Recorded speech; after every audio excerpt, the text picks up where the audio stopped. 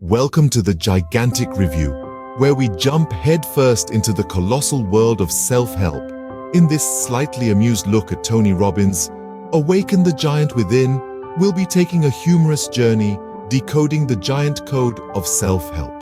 Expect tongue-in-cheek commentary, over-the-top skits, and a dash of playful sarcasm. We'll be asking, just how giant can we awaken within us?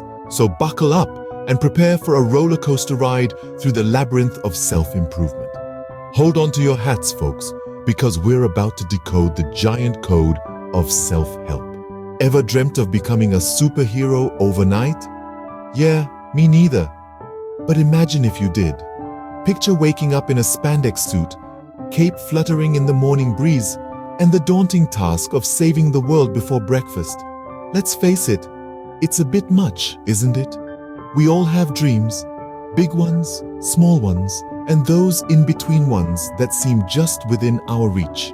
Yet sometimes we're encouraged to set our sights on the stars, to dream so big that reality becomes a mere speck in the distance. But is it realistic? Or are we merely setting ourselves up for disappointment? The truth is, our dreams are a part of us. They inspire us, drive us, and sometimes they even scare us a little. But that's okay, because it's not about becoming a superhero overnight. It's about becoming the best version of ourselves, one small step at a time. Dream big, they said. It'll be fun, they said. Life's full of tough decisions, like should I go for Raspberry Robot or Unicorn Utopia cereal? We often find ourselves in a sea of choices, where every decision feels like a monumental task. It's as though we're standing at the crossroads of life, deliberating whether to turn left towards chocolate chaos or right towards banana bonanza. But let's be real, are these everyday decisions really that life-altering? Will the universe implode if we choose to wear mismatched socks? Probably not. Yet we often dramatize these mundane choices, treating them like critical steps on our pathway to power. It's amusing, isn't it? How we turn the trivial into the tremendous. But here's a slightly amused thought. Maybe it's not about the magnitude of the decision, but the action of deciding that holds the power. So go ahead, pick your cereal, mismatch your socks, and embrace the power of decision-making. Remember, folks, every cereal choice is a step on the pathway to power. Ever feel like you're being pushed around by invisible forces? Well, you're not alone. We all experience this sensation at some point. But what if I told you these forces aren't as invisible as we think? Imagine walking through life with a massive, transparent bubble surrounding you. This bubble is your belief system, and it's constantly being shaped and reshaped by your experiences, your thoughts, and your perceptions.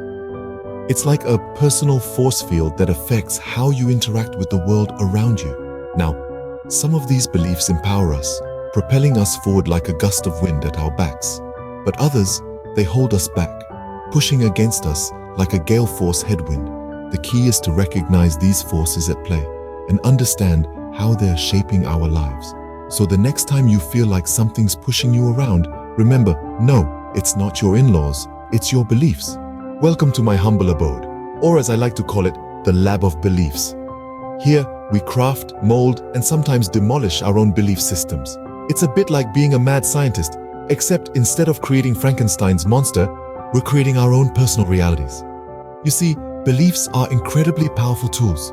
They have the ability to shape our perceptions, guide our actions, and even determine our success or failure.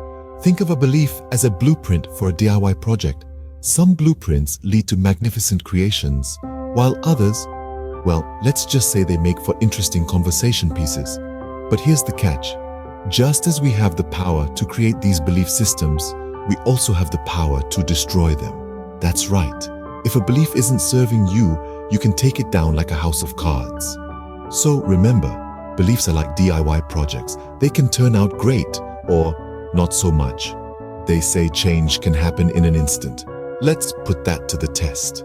And so, armed with nothing but sheer determination and a dash of misplaced confidence, we dive headfirst into the world of instant transformations. Picture this: a blank canvas, a recipe yet to be cooked, a room yet to be redecorated. The possibilities are endless, the potential for change immense. Now imagine trying to realize these changes in the blink of an eye. Sounds exciting, doesn't it? But as we soon discover, the reality may not always live up to the hype. The paint splatters, the meal burns, and the room, well, let's just say it's more chaos than chic. Through this whirlwind of quick-fix attempts, we're reminded that change, like a good joke, often relies on timing, and sometimes the punchline isn't quite what we expected. So, can change happen in an instant? In the words of a wise, albeit slightly messy, experimenter. Well, that was an instant disaster. Welcome to the world of neuro-associative conditioning. Sounds fancy, doesn't it? Now, you might be asking, what on earth is that? Well, it's essentially a big sciencey term for changing your habits and behaviors by associating them with different outcomes. Think Pavlov's dogs, but with less drooling. Let's imagine for a moment that you're a renowned expert in this field. You've got a white lab coat, thick-rimmed glasses, and an air of confidence that says, "Trust me, I've read a lot of self-help books." You're asked for advice on how to condition someone to, say, enjoy doing chores. You might suggest something like, associate the smell of fresh laundry with the taste of your favorite dessert. Sounds ludicrous, right? But hey, who knows? Maybe associating vacuuming with chocolate cake could be the breakthrough we've all been waiting for. And that, folks, is the science of neuro-associative nonsense. Welcome to the wanting game, where your wildest dreams come true, or do they? Picture this, you're on a game show where you can wish for anything, an ocean of chocolate, done, a pet unicorn, granted, a lifetime supply of pizza, voila. But here's the twist. Should we always get what we want? In the realm of self-help, it's common to hear dream big or reach for the stars. While ambition and aspiration are important, they can sometimes lead us astray. We may end up wanting things that aren't truly valuable or meaningful to us. It's easy to get caught up in the allure of the grand and the glamorous, forgetting that happiness often lies in the simple and the mundane. So the next time you're wishing for something, take a moment to ask yourself, is this what I really want? Or is it just what I think I want? Remember, getting what you want is a game, and sometimes you land on the wrong square. Ready for some rapid-fire questions? No? Too bad? Welcome to the world where every answer leads to another question. What's the meaning of life?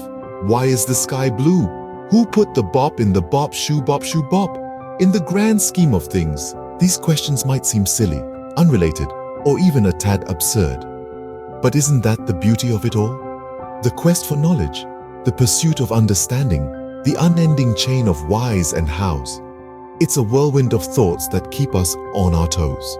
In the realm of self-help, it's not about finding answers, but about asking the right questions. It's about challenging the status quo, digging deep and unraveling the layers of your own psyche. So, keep those questions coming. After all, every question is a door waiting to be opened, a mystery waiting to be solved. Remember, questions are the answer, or are they? Well, we've awakened the giant. Now what? After a whirlwind tour through the land of dreams and destiny, the pathways of power and the forces shaping our lives, it's time to hang up our self-help hats. We've DIY'd our belief systems, tried to change things in an instant, and even dabbled in the so-called science of neuro-associative conditioning. We've played the wanting game, asked all the questions, and found more questions. In the end, it's safe to say that the giant we've awakened is not a towering, fearsome creature, but a playful, slightly confused being, much like ourselves.